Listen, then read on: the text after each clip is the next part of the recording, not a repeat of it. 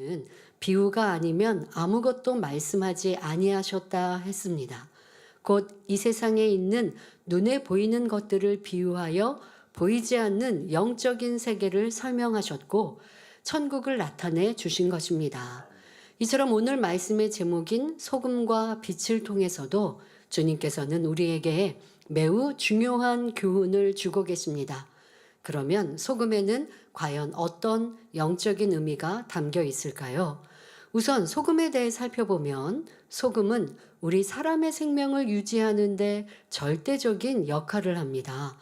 건강한 사람의 혈액에는 항상 0.9% 정도의 염분이 있어 우리 몸의 생리작용이 원활히 이루어지게 해주지요. 땀을 많이 흘리는 여름철에는 그냥 물만, 생수인 물만 마신다고 몸에서 빠진 영양분이나 또 기운을 충족시키지 못하죠. 그래서 우리 군인들, 군대 가신 분들은 많이 길게 행군을 하면 물만 충족하는 것이 아니라 물과 함께 이 소금, 염분이 이 땀에서 배출되기 때문에 물만 마시는 게 아니라 이 소금도 염분도 같이 충족해야 한다고 하지요. 보통 우리가 물만 마시고 보통 사람은 물만 마시고 소금 안 먹는데요 생각하실 수 있지만 우리가 먹는 음식물 안에는 다 이렇게 염분이 있습니다. 그래서 우리의 몸을 잘 움직일 수 있게 되지요. 또한 소금은 갖가지 음식에 들어가서 간을 맞추고 맛을 내어주는 역할을 하며 더러운 균을 죽이기도 하고 부패를 방지하는 역할도 합니다. 이런 의미에서 본문 마태복음 5장 13절에 너희는 세상의 소금이니 말씀하셨습니다. 즉 우리 믿는 사람들이 소금과 같이 자신을 녹여 모든 곳에서 그리스도의 맛을 내야 한다는 말씀이지요. 세상 사람들은 먹고 마시며 자기의 유익과 욕심을 따라서 살아갑니다. 하지만 주님을 구주로 영접한 사람들은 영생이 있음을 알기에 내 안에 비진리를 뽑아버리고 열심히 진리로 자신을 변화시켜 나갑니다. 이렇게 마음의 할례를 하여 주님의 형상을 닮아 나갈 때 그리스도께서 자기 몸을 희생하신 것처럼 우리도 자신을 희생하여 그리스도의 맛을 낼 수 있지요. 그럴 때 더럽고 추한 것을 깨끗게 할 수 있고 썩는 것을 방지하는 소금의 역할을 온전히 감당할 수 있습니다. 여러분, 우리는 세상과 구별된 삶을 삽니다. 하지만 세상과 구별됐다 하여서 세상을 외면하라는 것이 아닙니다. 세상 사람들과는 여러분들이 적절히 잘 융화되면서 구별된 삶을, 어둠과는 구별되고 구분된 삶을 살지만 어둠 속에서 빛된 역할을 감당하셔야 돼요.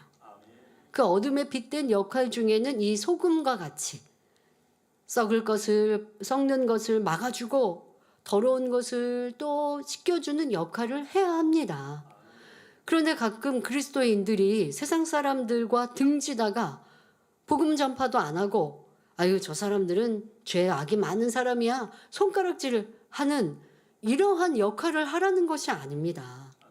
세상에 주님을 알지 못하는 사람들에게 소금의 역할, 바로 우리는 그들에게 진리를 말하고 진리의 본이 되어지고 그래서 그들이 우리를 볼 때 야, 참 저렇게 착하게도 사는구나.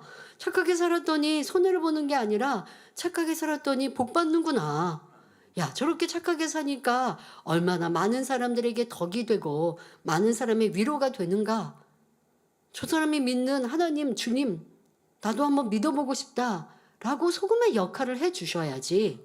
세상 가운데서 그거는 죄고 그렇게 하면 안 되고 그렇게 가면 지옥 가고 그러고 있으면 이건 세상 사람들이 여러분들을 싫어하죠. 나는 이 진리를 어떻게 적용하고 있는지도 살펴보시기 바랍니다. 어떤 분들이 이 추석 연휴를 보내시고 이 욥기 강해를 듣고 그리고 또 제가 부탁드리고 당부한 말씀을 기억해서 아직 복음화되지 않은 가족 일가친척과 변론하지 않고 아직 오해를 하는 가족들이 있어도 더 섬기고 사랑을 주었더니 더 웃어주고 했더니 행복하게 평안하게 화평 가운데 여느 때보다도 더 좋은 관계를 이룰 수 있었노라고 얘기를 하시더라고요. 그것이 쌓이고 그리고 여러분들이 인정받아야 이제 전도에도 먹히게 되는 거거든요.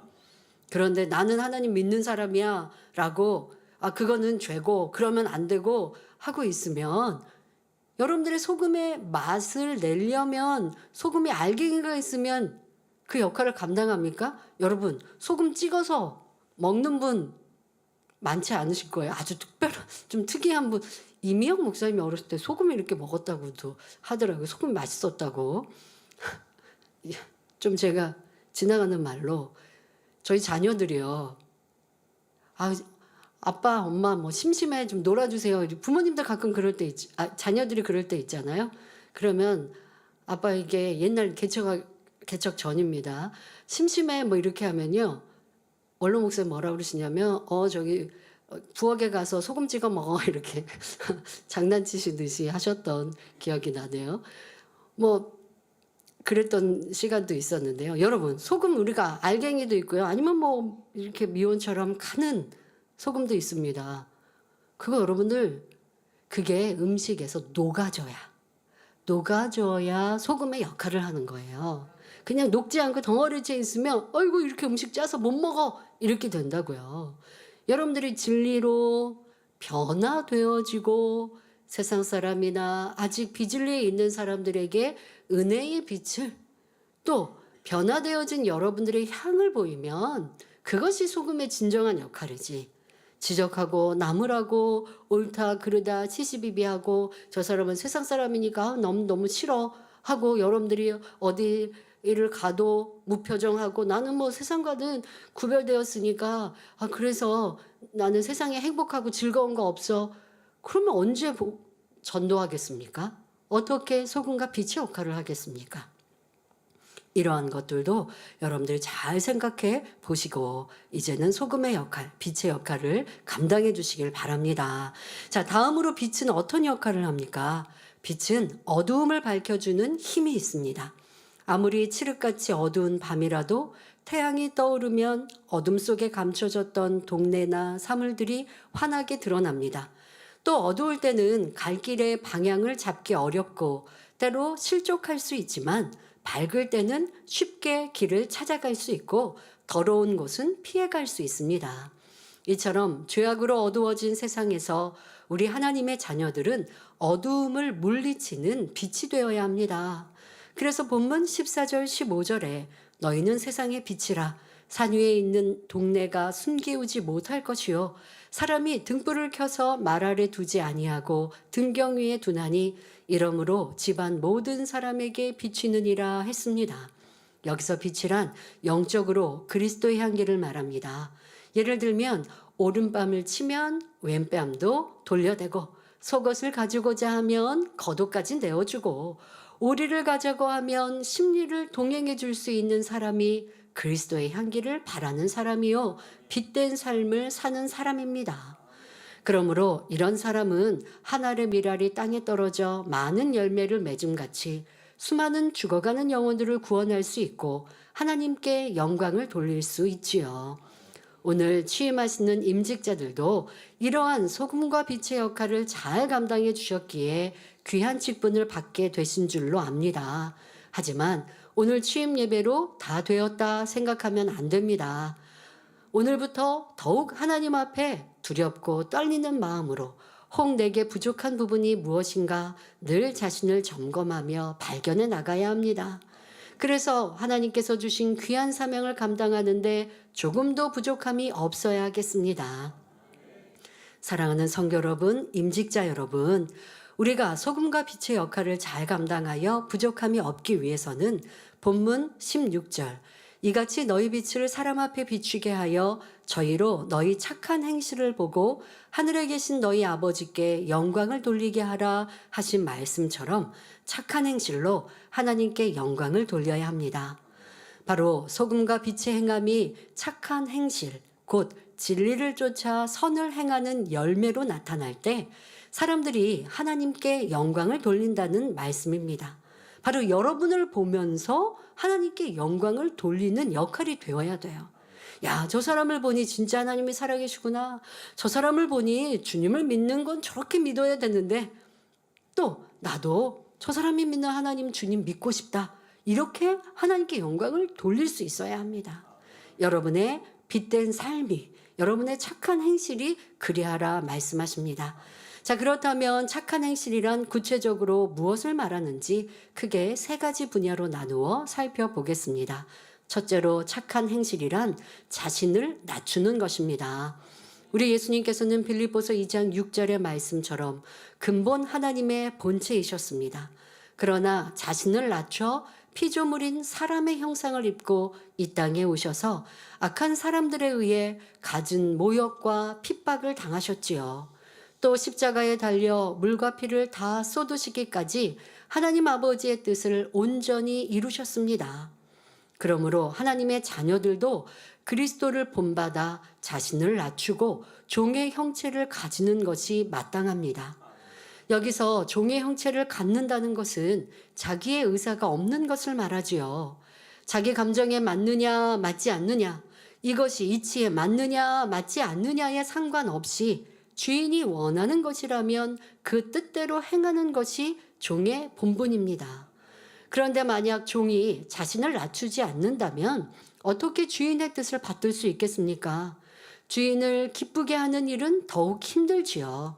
마찬가지로 여러분이 하나님의 뜻을 이루기 위해서는 먼저 자신을 낮추어야 합니다. 세례 요한은 주님의 길을 예비하고 그 길을 평탄케 하는 중요한 사명을 감당하면서도 자기를 드러내지 않고 오직 하나님의 뜻을 받들어 나아갔지요. 요한복음 1장 26절 27절에 세례 요한이 그리스도에 대해 증거하기를 나는 물로 세례를 주거니와 너희 가운데 너희가 알지 못하는 한 사람이 섰으니 곧 내 뒤에 오시는 그이라. 나는 그의 신들매 풀기도 감당치 못하겠노라 했습니다. 자신을 저 밑바닥까지 낮추고 낮춤으로 그리스도를 지극히 높이고 있는 겸손한 모습입니다. 또 세례 요한의 제자들이 그에게 랍비여, 선생님이 증거하시던 자가 세례를 주매, 바로 예수님께서 세례를 주심에 사람이 다 그에게로 가더이다. 바로 세례 요한을 붙였던 사람들이 이제 예수님께로 가는 것입니다. 이렇게 세례 요한의 제자들이 불평합니다. 그때 세례 요한은 오히려 요한복음 3장 30절에 그는 흥하여야 하겠고 나는 쇠하여야 하리라 대답하였습니다. 이렇게 자신이 온전히 낮아지고 오직 하나님의 뜻만 구해 나가는 세례 요한이었기에 예수님께서는 여자가 낳은 자 중에 세례 요한보다 큰 이가 일어남이 없도다 하시며 높이 칭찬하셨던 것입니다. 이처럼 여러분도 낮아지고 죽어져서 내 생각과 내 이론에 맞지 않더라도 아멘과 예로서 순종할 때 이 제단을 향하신 하나님의 뜻을 온전히 이룰 수 있습니다. 또 마태복음 23장 11절 12절에 너희 중에 큰 자는 너희를 섬기는 자가 되어야 하리라. 누구든지 자기를 높이는 자는 낮아지고 누구든지 자기를 낮추는 자는 높아지리라 했으니 하나님 나라에서는 직분이 높을수록 자신을 더 낮추고 겸비한 모습이 되어야 합니다. 자신을 낮추는 사람은 상대의 마음을 이해하고 뒤에 있더라도 기쁘게 순종으로 따라가며 하나 되니 이런 사람이 가는 모든 곳에는 화평이 이루어지지요. 여러분 모두가 우리 예수님께서 자기를 비워 종의 형체를 입으신 것처럼 자신을 낮추고 화평을 이룸으로 하나님 앞에 칭찬과 존귀를 받는 분들이 되시기를 주님의 이름으로 기원합니다. 여러분들이 교회의 이제 머리로서 성도들의 머리로서 세워졌습니다. 하지만 더 낮아져야 합니다. 낮아지면 지금 말씀드린 대로 내 생각과 뜻에 맞지 않는 하나님의 뜻, 교회의 뜻이어도 순종한다 말씀드렸습니다. 그것은 여러분들이 어렵지 않으실 거예요. 우리 일꾼들을 잘 순종해 주시죠. 교회에서 나아가는 바, 또 제가 어떤 일들을 결정하면 왜 그렇게 해야 돼요? 하지 않으시고 잘 순종해 주십니다. 그러니 그것은 뭐 특별히 어렵지 않으실 거예요. 하지만 여러분들이 계시는 교구에서도 선교회에서도 섬기는 주의 종들에게 그렇게 순종하시고 죄가 아닌 이상 순종해 가시는 것, 이것이 나를 낮추는 것이지요. 나 이렇게 하면 더 좋을 것 같은데요 하더라도 조심히 권할 수는 있습니다. 말씀드릴 수는 있습니다. 하지만 죄가 아닌 이상 또 윗분의 뜻에 맞추어서 순종하는 것 또한 여러분들이 나를 낮추는 것이요. 또 이 낮출 때에는 내가 윗사람에게 어떤 질서상에서 내가 윗분에게 순종하는 것은 더 쉬울 수 있어요. 하지만 하나님께서 말씀하시는 낮아짐은 여러분들이 함께하는 서로 일꾼 안에서 또 아니면 나보다 좀 부족한 사람과의 관계입니다. 그래서 세상에서는 나를 낮춘다 하면 나보다 윗사람에게 순종하는 것이라고밖에 생각 못해요. 하지만 하나님께서 말씀하시는 낮아진다라고 하는 것, 순종한다라고 하는 건 나보다 일꾼의 직분의 위치가 낮아도 그들을 존중해주고 섬기는 것이죠. 그래서 이것이 하나님께서 원하시는 모습이라는 것을 잘 생각하시길 바랍니다. 사랑하는 성도 여러분, 직분자 여러분, 우리가 착한 행실로 하나님께 영광 돌리기 위해서는 두 번째로 섬기는 사람이 되어야 합니다. 마태복음 20장 28절에 예수님께서 말씀하시길 인자가 온 것은 섬김을 받으려 함이 아니라 도리어 섬기려 하고 자기 목숨을 많은 사람의 대속물로 주려 함이니라 했지요. 참된 섬김의 본을 보여주시는 말씀입니다. 곧 섬김이란 겸손한 것만이 아니라 자신을 희생하여 상대에게 유익을 주는 것이요. 상대의 필요한 부분을 채워주는 것을 말합니다. 여러분, 이것이 하나님이 원하시는 선이에요. 선하시다라고 하는 이 선. 세상에서는 내가 희생하기까지 남에게 베풀거나 섬길 필요가 없어요. 이거는 바보죠, 바보. 그러나 하나님의 선은 내가 희생하고 내 것을 나누어 주고, 자, 그러니 선하신 뜻, 하나님의 선하신 뜻이라는 것은요, 희생이 밑바탕에 깔려 있는 거예요. 그런데 우리는 내가 줄 수 있을 때는 주고, 내가 낮아질 때는 낮아지지만, 아유, 저 사람에게는 낮아질 수 없어 라고 계산되면 하지 않는 것, 이만큼까지 줄 수는 없잖아 라고 하는 것, 이건 하나님의 선이 아닙니다. 자, 이러한 그 하나님의 기준을 우리가 잘 알아야 돼요. 그런데 하나님의 기준이 아니라 자꾸 사람의 기준, 내 기준에 맞추어서 잘하지 않았어요? 하나님 그러니 응답 주세요. 축복 주세요. 치료해 주세요. 생각하면 응답이 안 오는 것이죠. 하나님이 우리에게 원하시는 그 뜻이 무엇인가를 깨닫고 그렇게 가야 합니다. 더더욱 오늘 임직하시는 분들은 직분자입니다. 앞서 말씀드린 대로 교회의 이제 머리입니다. 그런 분들이라면 하나님의 기대치가 더 높아요. 성도가 아니니까요. 그러니 더 희생해야 되고 더 섬겨주되, 섬긴다는 건 할 수 있을 만큼이 아닙니다. 그 이상이라는 것을 깨달아야 합니다.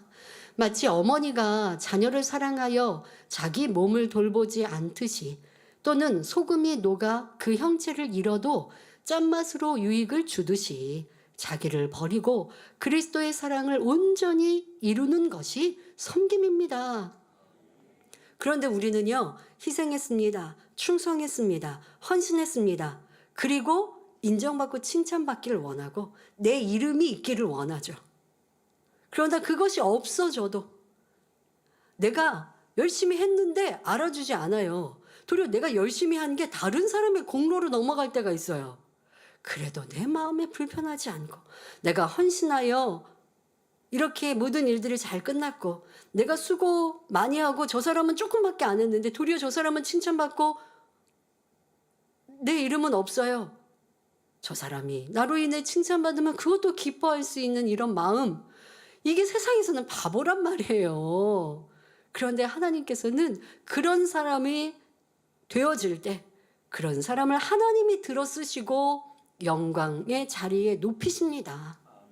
말씀드린 대로 내 이름이 있기 원하고 칭찬받기 원해요. 그런 사람은 자기가 한 만큼 칭찬받아요. 하나님이 더 이상 높이시지 않아요.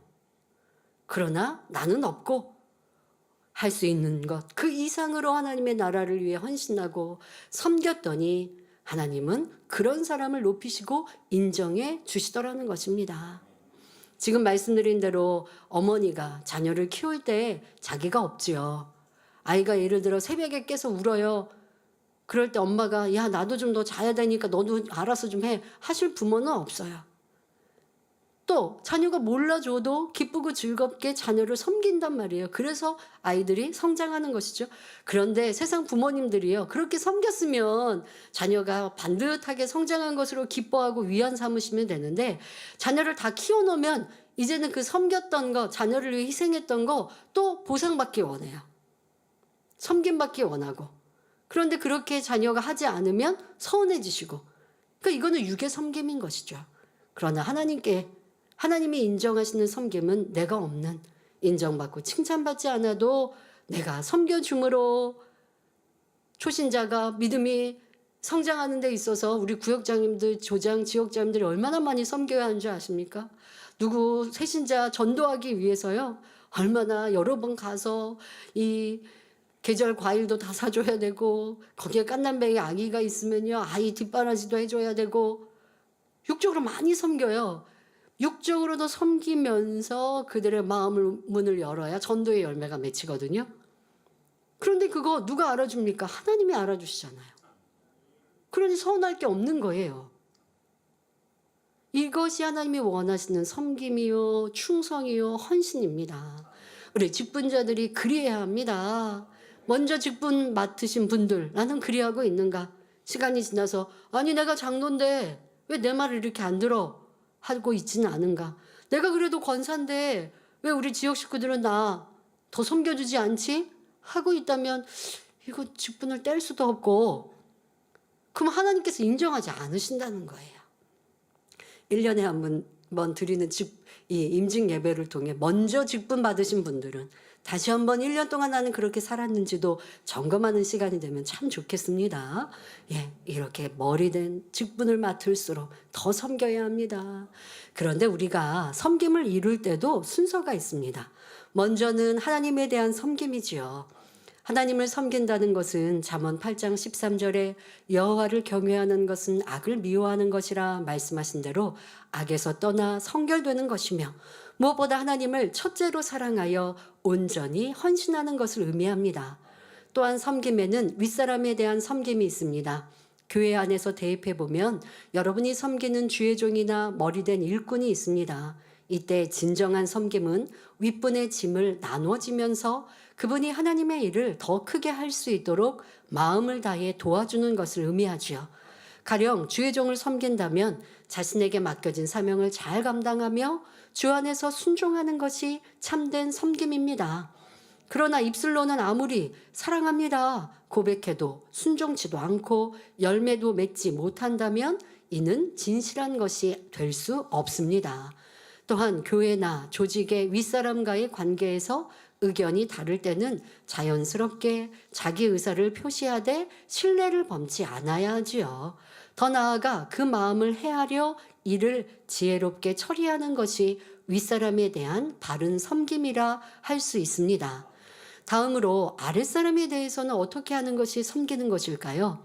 먼저 상대가 지혜가 있든 없든 부요하든 가난하든 그 인격을 존중해주고 그 마음을 알아서 포용해 주는 것이 섬김입니다.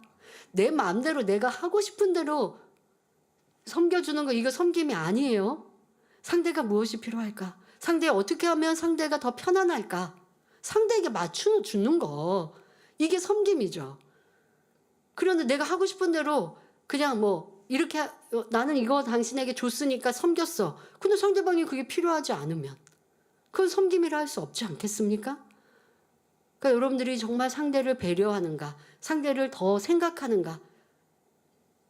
때로는 이 사람은 이걸 좋아하고 저 사람은 저걸 좋아하는데, 그런데 내가 좋아하는 거 대접하면서 섬겼다 하면 이 또한도 섬김이 아니잖아요. 섬길 때는 먼저 상대의 마음과 형편과 그 사람을 위하는 것, 이것이 기본적으로 되어야 하는데 나는 그리하고 있는가? 아니면 그냥 내가 좋은 걸 그대로 당신도 좋아해야 그렇게 하기를 원하고 있는가라는 것으로 내 안에 배려와 섬김이 없음도 살펴야 합니다. 또 아랫사람에게 실수와 허물이 있더라도 그것을 감정적으로 처리하는 것이 아니라 비유를 통해 권면하고 가르쳐 주는 것이 하나님께서 우리에게 원하시는 섬김의 모습이지요. 따라서 오늘 취임하시는 분들이나 머리 되신 분들은 윗사람이라 하여 목에 힘을 주는 것이 아니라 먼저 내 편에서 상대를 얼마나 섬기고 있는가 돌아보는 마음을 갖춰야 하겠습니다. 사랑하는 성도 여러분, 임직자 여러분, 마지막 세 번째로 우리가 착한 행실을 통해 하나님께 영광을 돌리기 위해서는 선한 청지기와 같이 충성하는 사람이 되어야 합니다. 베드로전서 4장 10절에 각각 은사를 받은 대로 하나님의 각양 은혜를 맡은 선한 청지기 같이 서로 봉사하라 했고, 고린도전서 4장 2절에 맡은 자들에게 구할 것은 충성이니라 했습니다. 즉 하나님께서는 합당한 그릇에게 각각 직분과 사명을 주시며 충성하길 원하십니다. 예를 들어 우리 장로님들은 목회자를 도와 교회를 치리하는 분들입니다. 그래서 교육자가 없을 때에는 예배를 인도할 수도 있지요. 이렇게 설교할 수도 있는 것입니다. 우리 교회는 주의종들이 많이 계시니까 장로님들이 그런 준비를 안 하시지만, 주의종의 수가 없는 분들, 담임 목사님이고 장로님이 계시다. 그러면 담임 목사님이 부재 중이시면 장로님이 설교도 해야 돼요. 그러니까 장로님들은 설교 한 편씩도 준비해 놓고 계셔야 되는 거예요. 근데 여러분들은, 우리 장로님들은 또 교구 안에서, 선교회 안에서 예배를 주도하실 때가 있죠. 그럴 때 은혜롭게 또 말씀을 전하실 수 있도록 항상 준비하셔야 합니다. 그런데 이렇게 예배를 또 설교도 할 수 있고 중요한 이런 교회 행사들도 주도하실 수 있는데, 그렇다고 한다면 그런 분들은 그만큼 모든 일에 충성되이 행하고 성도들의 본이 되어야 하나님 앞에 인정받는 장로님들이 될 수 있는 것이지요.